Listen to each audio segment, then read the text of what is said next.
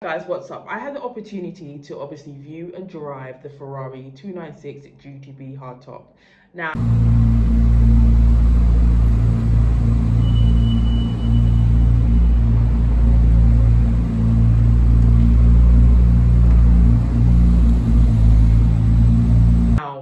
let's get into it.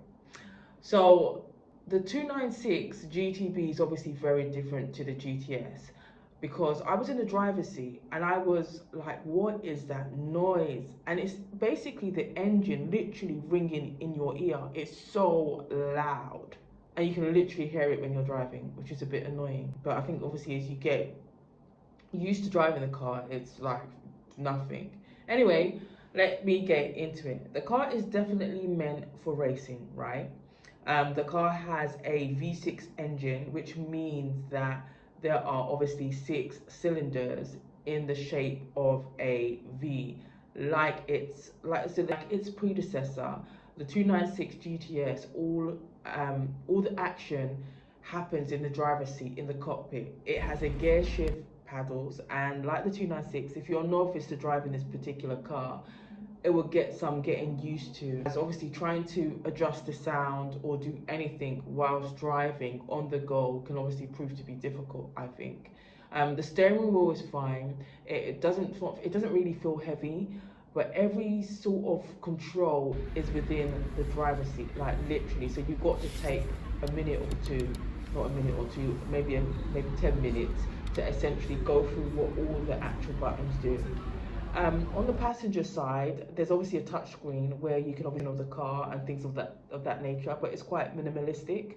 There's a 2-seater.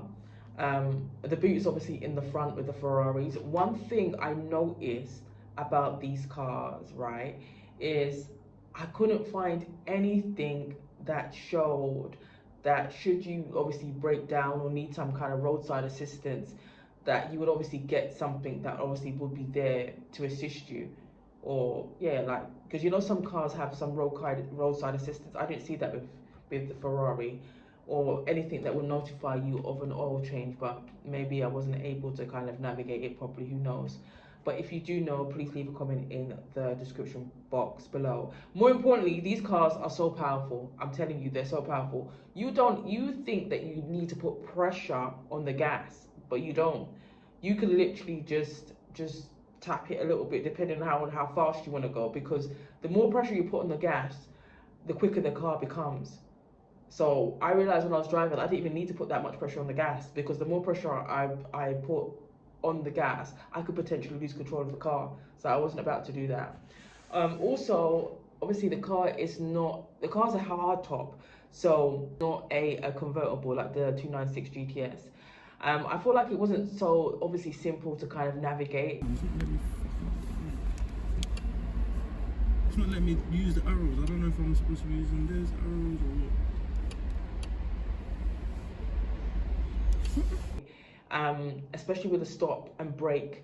You know, when you stop and brake on a car, it should be normal, pretty straightforward. Whereas everything is in the driver's seat, you need to familiarize yourself with the controls, because if you don't, it's just, it can be a bit manic. Anyway, take a look and let me know your thoughts.